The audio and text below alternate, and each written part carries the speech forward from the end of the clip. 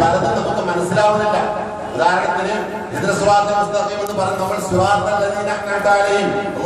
അനുഗ്രഹിച്ച മാർഗത്തിൽ ഉൾപ്പെടുത്തലേ അള്ളാഹ് പറയുമ്പോ അള്ളാഹ് അനുഗ്രഹിച്ചവർ ആരാ?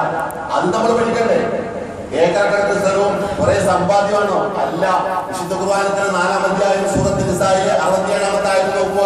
മിനൻ നബിയീന വസ്സുദ്ദീഖീന വശുഹദാഇ വസ്വാലിഹീൻ.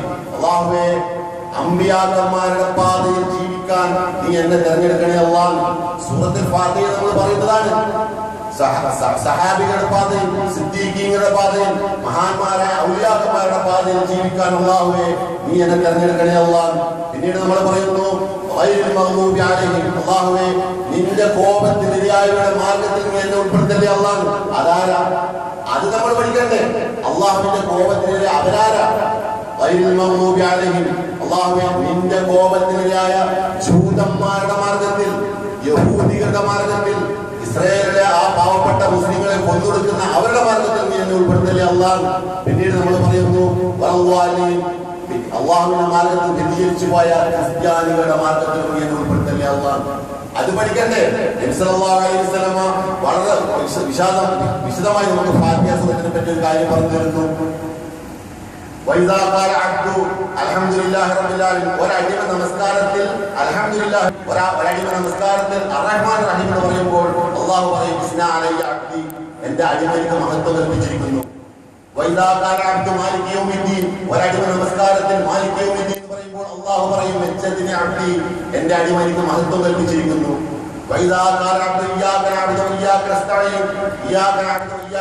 ഒരടിമ നമസ്കാരത്തിൽ പറയുമ്പോൾ അല്ലാഹു പറയും ഇത് ഞാനും എന്റെ അടിമയും തമ്മിലുള്ള ഒരു കരാറാണ്. അതുകൊണ്ട് എന്റെ പ്രിയപ്പെട്ട സഹോദരന്മാരെ, ഫാത്തിഹ സൂറത്തിന് അർത്ഥം വിശുദ്ധ ഖുർആനിൽ തന്നെ നിരവധി സൂറത്തുകൾ, പ്രത്യേകിച്ച് സൂറത്തുൽ ഖമർ നിങ്ങൾ വായിച്ചു നോക്കുക. 54-ാം അധ്യായം സൂറത്തുൽ ഖമർ 4 സ്ഥലത്ത് ഒരേ ചോദ്യം ചോദിക്കുക. നിങ്ങളുടെ കൂട്ടത്തിൽ ആലോചിച്ച് മനസ്സിലാക്കുന്നവരായി ആരെങ്കിലും ഉണ്ടോ ഈ ഖുർആനെ പറ്റി? അത്തരം ആൾക്കാർ ആരെങ്കിലും ഉണ്ടെങ്കിൽ അവർക്ക് വേണ്ടി നാം ഇതാ ഈ ഖുർആൻ എളുപ്പമാക്കി തന്നിരിക്കുന്നു. ആലോചിക്കുന്നവരായ ആരെങ്കിലും ഉണ്ടോ? നിരവധി സ്ഥലങ്ങളിൽ 3 ചോദ്യം. ഒരു സൂറത്തിൽ ഒരായത്ത് 10 തവണ, വേറൊരു സൂറത്തിൽ ഒരായത്ത് 31 തവണ. സുബ്ഹാനല്ലാഹ്. സൂറത്ത് റഹ്മാൻ എത്ര കാര്യം നമ്മൾ ഓതുന്നു? ഒരു പ്രാവശ്യം ആലോചിച്ചിട്ടുണ്ടോ എന്തായി 78 ആയത്തുകൾ മാത്രമുള്ള സൂറത്ത് റഹ്മാൻ. അതൊന്ന് പഠിക്കണം. റഹ്മാൻ കാരുണ്യവാനായ അല്ലാഹു അല്ലമൽ ഖുർആൻ. അല്ലാഹു നമ്മെ ഖുർആൻ പഠിപ്പിച്ചു. ഖലഖൽ ഇൻസാൻ, അല്ലാഹു നമ്മെ സൃഷ്ടിച്ചു. അവൻ നമ്മെ മനുഷ്യനെ സൃഷ്ടിച്ചു. അല്ലമഹുൽ ബയാൻ, അല്ലാഹു നമ്മെ സംസാരം പഠിപ്പിച്ചു. അല്ലാഹു മനുഷ്യരെ സംസാരം പഠിപ്പിച്ചു. ആ സൂറത്തുർ റഹ്മാനിൽ നിരവധി